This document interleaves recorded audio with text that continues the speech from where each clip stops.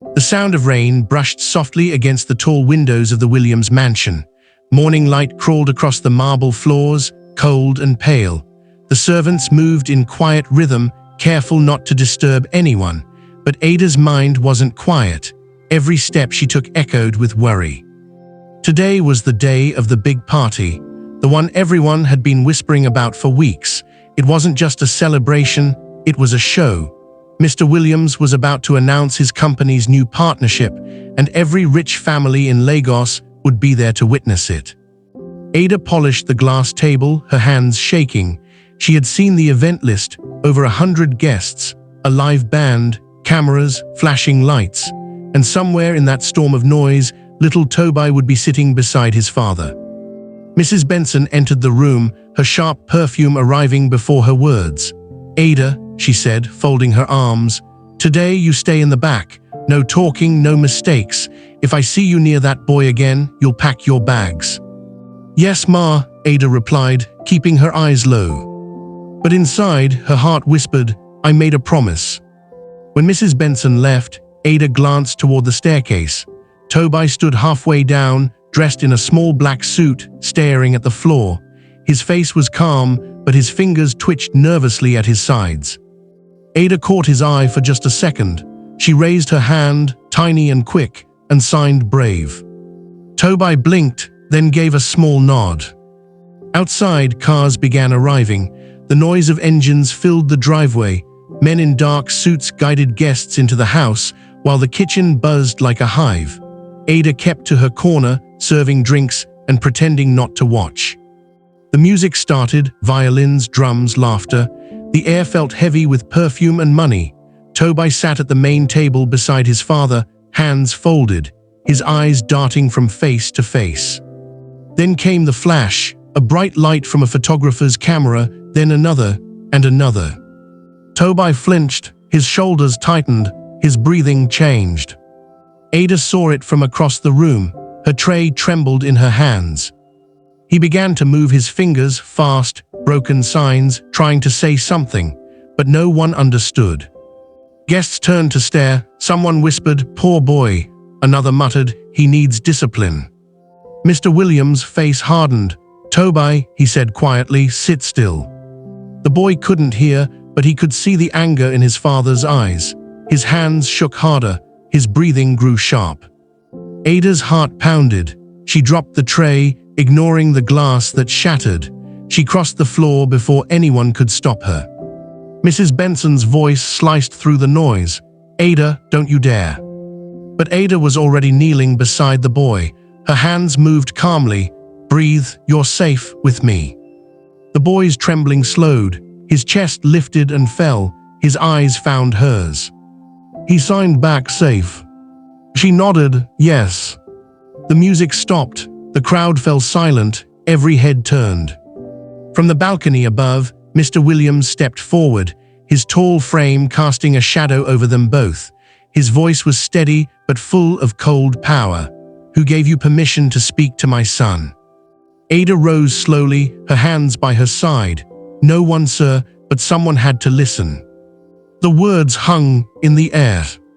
Mrs. Benson rushed in. "Sir, I told her to stay away. I'll handle this immediately." Mr. Williams didn't shout. He didn't need to. His voice was calm. "You're dismissed, Ada. Pack your things before I call security." Gasps rippled through the guests. Cameras clicked. Ada turned toward Tobi. His eyes were wide, wet with tears. He shook his head, signing quickly, "No, don't go." But Ada couldn't answer. Two guards were already walking toward her.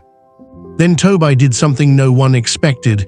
He hit the table with his small fist. Once, twice, then a third time, tap, tap, tap. Mrs. Benson hissed, "Tobi, stop that." But Ada understood. It was their secret rhythm. 3 taps meant thank you. She knelt one last time beside him and signed softly, "I'll come back." Tobi nodded once, silent and strong. The guards led her out through the service door. The whispers followed her like a storm. In the street, Ada walked fast through the rain, holding back tears. Her shoes splashed through puddles. Her heart felt heavy, like she had lost more than just her job. The city lights blurred through the downpour as she boarded a bus heading toward the mainland. She pressed her forehead against the window, watching the rich neighborhood fade behind her. But her thoughts refused to quiet. She kept hearing the boys' taps in her head. Tap, tap, tap, then another pattern, short, long, short. She frowned. It wasn't random. It was rhythm, repeated, careful. Ada grabbed her phone and tapped the pattern on her screen, trying to remember what it meant. Her brother Chike used to play games with code, tapping messages into her palm when words were hard. Suddenly, she realized what Tobi had been doing. He wasn't just saying thank you, he was trying to talk. She took out a notepad and began to write the taps as dots and lines. The pattern formed words. Her hands shook as she read it. Help me, they are lying. Ada's breath caught, her heart raced. The noise of the bus disappeared, only the message remained. She stared out the window, her mind spinning. Lying about what? The boy had been trying to warn her. When the bus stopped at Yaba, Ada didn't get off. She stayed seated, eyes wide, thinking. Should I go back? She wondered. What if he's in danger? What if no one else can hear him? The driver called out, "Last stop." Ada didn't move, her hands clenched around the paper. By dawn, she was standing again in front of the Williams mansion. The sky was gray, the gates still wet from the rain. Her uniform was gone, replaced by a simple hoodie and jeans. She didn't ring the bell. She knew the guard's schedule by heart. Shift change at 7, kitchen delivery at 8. She slipped through the back entrance, moving like a ghost through the hallway she once cleaned. The house was silent, but it didn't feel peaceful. It felt tense, heavy, almost afraid. Voices drifted from the study down the hall. She stopped and listened. "Do you understand what you're saying?" a man whispered. Ada peeked through the slightly open door. Inside, Mrs. Benson stood with another man, the family doctor. The doctor's voice was low but angry. The boy didn't lose his hearing naturally. It was the medicine, the treatment they forced me to use. It damaged his nerves. Ada's hand flew to her mouth. Mrs. Benson's voice turned sharp. "You will not repeat that. Mr. Williams gave you instructions. That's all you need to remember." The doctor shook his head. "You overdid it. You made him sick. That child is suffering because of you." Mrs. Benson stepped closer, cold and firm. "We followed orders. Mr. Williams didn't want a son who refused to talk. If you know what's good for you, doctor, stay quiet." Ada's knees weakened. Her chest tightened as she realized what she was hearing. Tobi wasn't just sick. He had been hurt by the people who were supposed to protect him. She pulled out her small phone and pressed record. Every word, every threat, every lie, she captured it all. The doctor's voice trembled. "If this gets out, it will destroy him." Mrs. Benson's tone turned cruel. "Then let it burn. He built his empire on silence. It will stay that way." Ada's tears blurred her vision. She took a slow step back, careful not to make a sound. Her heart pounded so loudly she feared it would give her away. Then, through the glass door behind the study, she saw a small shadow. It was Tobi. He stood barefoot in his pajamas, watching her. His small hands began to move. Ada froze. He signed slowly, clearly, "They think I'm broken." Ada rushed to him, kneeling on the cold floor, her eyes filled with tears. "No," she signed back. "You are not broken, you were silenced." He looked at her, trembling, then he signed another word, "You came back." She nodded, wiping her face. "I'm not leaving until you're safe." The clock in the hallway began to chime. Each sound hit like a countdown. Because now Ada knew the truth, and the truth was dangerous. The house that once punished kindness was about to face something far louder than silence. But how far would she go to protect a child who couldn't even cry for help? To be continued.